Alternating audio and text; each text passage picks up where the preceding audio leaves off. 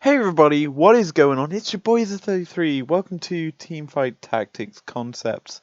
This is going to be episode 3 and it's going to be a bit poisonous, shall we say. Because from recent notes by Riot in one of their newer Ask Riots, they stated that Kaiser was going to be the last major addition to this set of champions in TFT, meaning they have plans to add more champions, but in different sets. And this episode, we're going to be sort of bringing a new trait into the TFT as a concept. And starting with things off, we'll jump into that new trait. And the first champion in that new trait is going to be Twitch. Now, Twitch as a whole can be seen as a 4-cost champion, and in theory could be a replacement to Kindred. Because if you don't realize, Kindred is quite low tier in terms of play. She's very rarely used in like regular play as a whole because she isn't that strong in terms of damage. And Twitch can be seen as kind of counter because I feel like he'd be a bit more useful.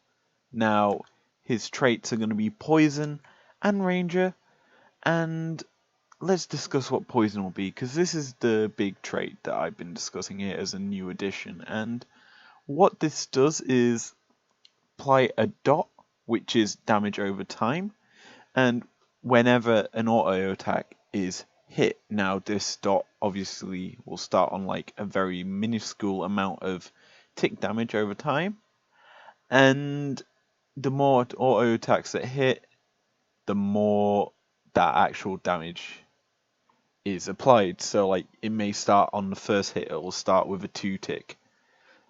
Second hit, it may go up to a 20 tick. Who knows? It might just increase and increase over to stupid amounts of tick damage that it makes it really hard for champions to like out heal it. And the great thing about this is poison sort of brings away the sort of grievous wounds effect in an actual champion form that's not an item based thing that you're actually looking for when it comes to facing things like Krugs, things like Darius's when they heal, redemption users. It's a good way to counter these sorts of plays. Now, Twitch's actual ability is going to be his spray and pray, his normal in-game ultimate, and what happens is he'll stack up 5 shots. In this video you'll see here that it stacks up to 5, well 6 technically, and he'll then obviously use his E in game to obviously apply a mega poisonous stackage of damage. Also, the spray and pray will go through targets, hitting multiple targets that are behind each other.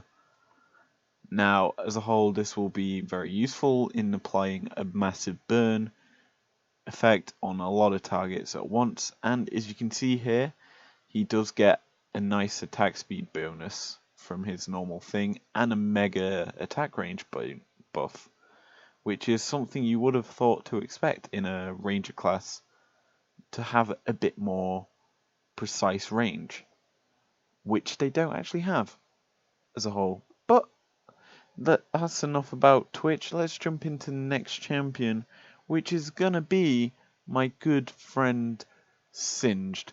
Singe is a very good champion. He's gonna be 3 costs here, and what his traits will be are Poison and Brawler.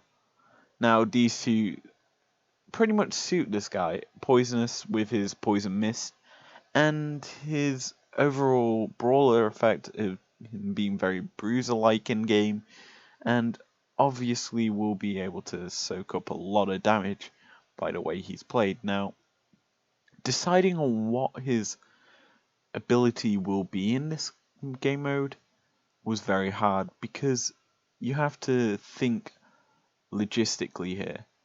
What is the most likely thing to be used? And the poison, obviously from his Q, would obviously be his main noticeable thing. But actually programming that into TFT would be insane and quite hard to do, considering he'd have to literally be just walking around all the time, poisoning areas, and then it would be quite hard to set up as a whole. So what I've decided to go with as my long shot guess is his fling. Now fling, as you can see here, throws the enemy over his shoulder behind him and obviously does a lot of damage. This will also stack the poison effect, and yeah, he'll throw one target at a time, and possibly when he does this, it applies his ultimate where he gains a bit of resistance and a little bit of regen, which would be nice to see.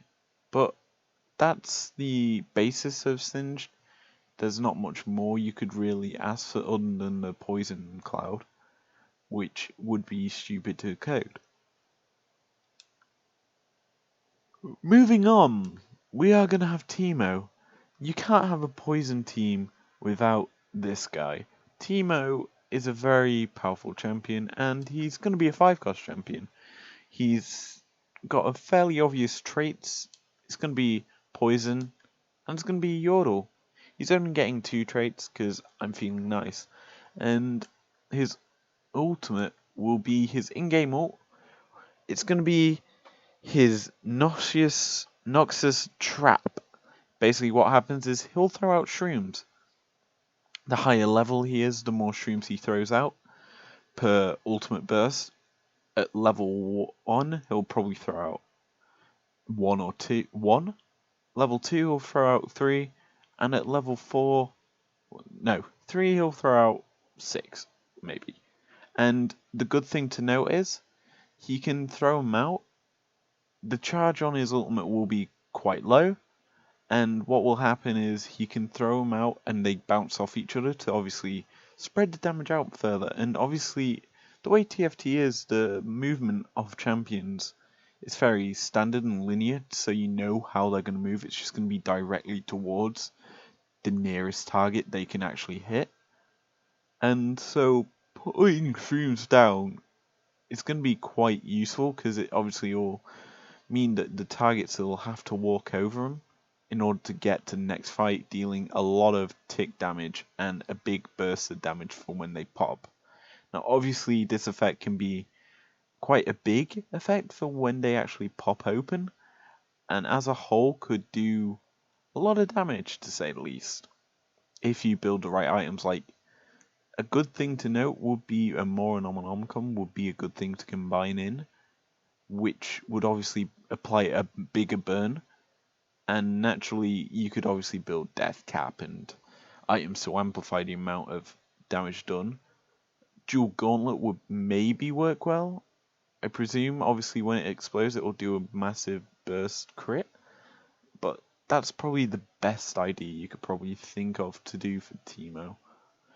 Other ideas that were a concept in the planning stage of this would have been his blinding shot on his Q, which would obviously blind targets, stopping them from attacking you, basically missing, which would obviously apply a yodel effect. Now obviously that would be provide Teemo a bit more synergy into other team comps, making him a very worthwhile champion.